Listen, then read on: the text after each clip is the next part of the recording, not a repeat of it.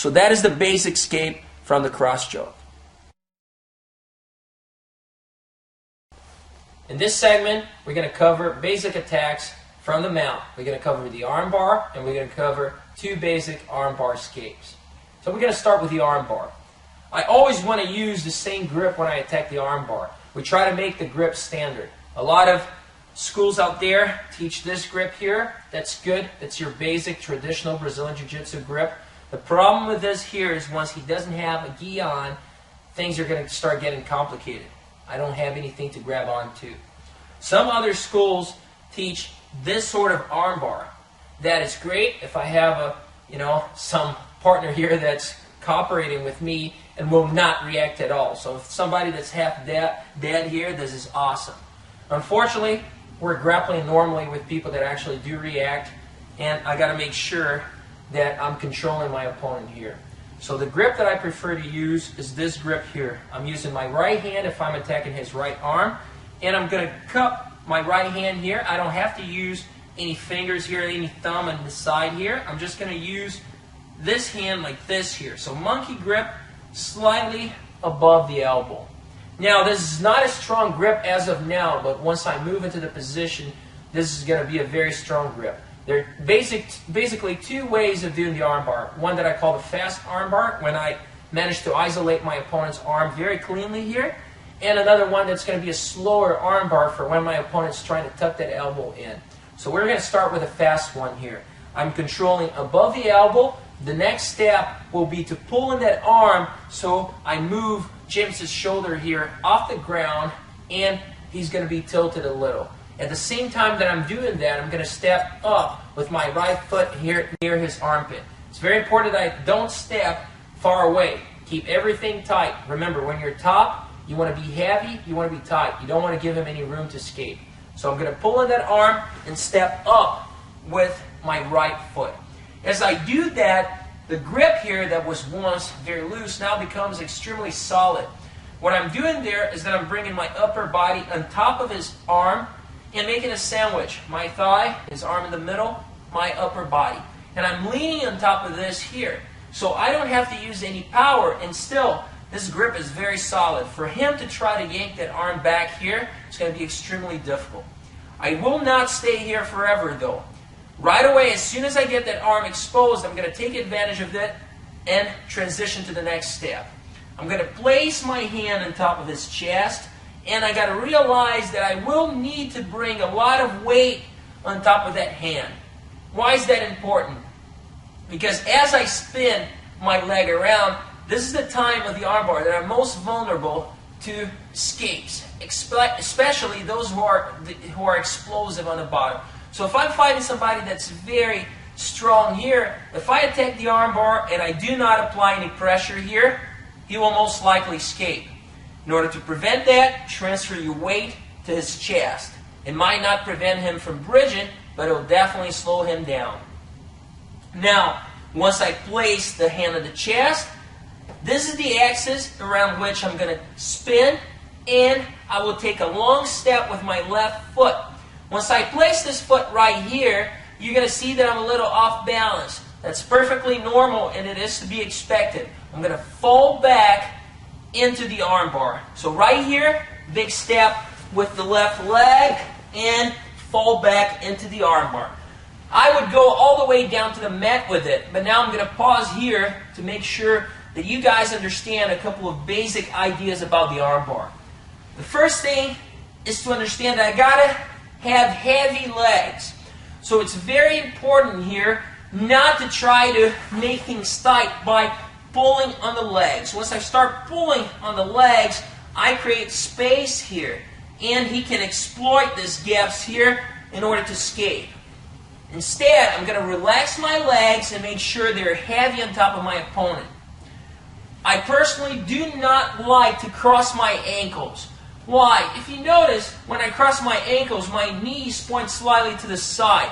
It makes it harder for me to bring pressure downward with my legs. If I do not cross, my knees are pointed up, and it's easier to be heavy downwards with them. Now, the next step will be to pinch and squeeze my knees together. It's very important this will prevent him from freely rotating his arm.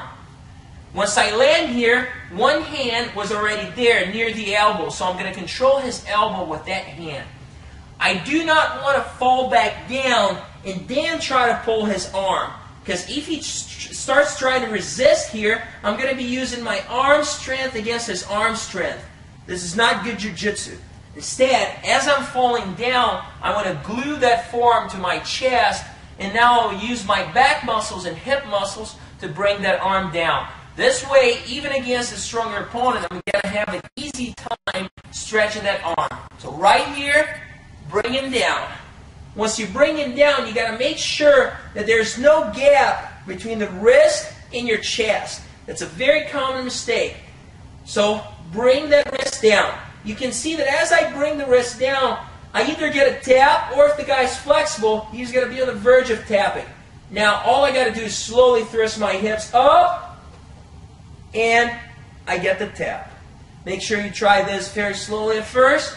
I'm going to go back to the mounted position and execute this once more. So start with a grip, cupping above the elbow. I'm going to step up with my right foot. At the same time, I'm going to take his right shoulder off the ground. I lean on top of that arm, making sure my grip is now tight.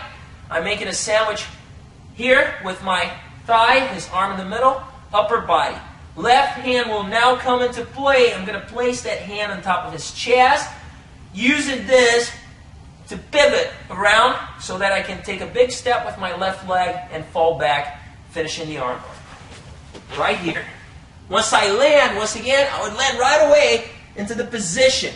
But I want to make sure you understand that I need to have heavy legs. I need to pinch my knees together. And I need to make sure that forearm is glued to my chest as I fall down.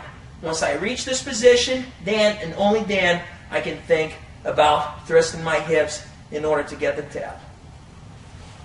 That is the first armbar variation. Now for the second armbar variation, we're talking about a guy that maybe has a stronger grip here. I'm trying to get that grip right there, but it's not really working. It's hard to execute a first fast armbar. What we're going to do instead, I'm going to slide my knee forward. Now, if I slide my knee forward and I do not do anything else, he's going to be able to shrimp away from me, and I'm going to end up in my starting position here. Nothing will change. So as I slide that knee forward, I need to prevent him from shrimping, and I'm going to accomplish that by placing my hand on top of his head. That way, I know he's not going to move this way here. So I'm going to place my left hand to give me a little base there on the mat. Right hand on top of his head. Now I'm going to slide the left knee forward. As I do that, you can see that I'm stretching that back leg there. That's not good for me. That's not good base. So I need to do something about this. What I will do here is stretch this leg right here. And now, after it's stretched, I'm going to bend it again, but this time to the opposite side. So my foot is facing the camera. Now, it is very important here that I switch all my body weight, this time right in the middle of my thigh. So I'm going to imagine an axis here, so a vector down that is cutting my thigh in half here. And I'm going to concentrate and focus all of my weight here. My heel is towards his head. Now, once I get to this position, what happened there is that his elbow is exposed. There's no way to run, nowhere to hide here. So if he tries to pull that arm out of there, he's unable to do so.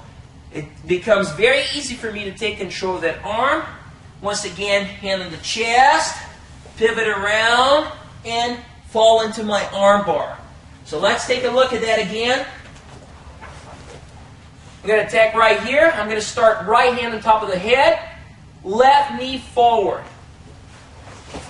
The trail leg follows. I'm heavy in the middle of the thigh. I take control of that arm. Now it's impossible for him to hide anywhere. I place my hand on the chest, and I fall backward to finish the move. Now we're going to start talking about escapes from the armbar. So James will apply an armbar on me.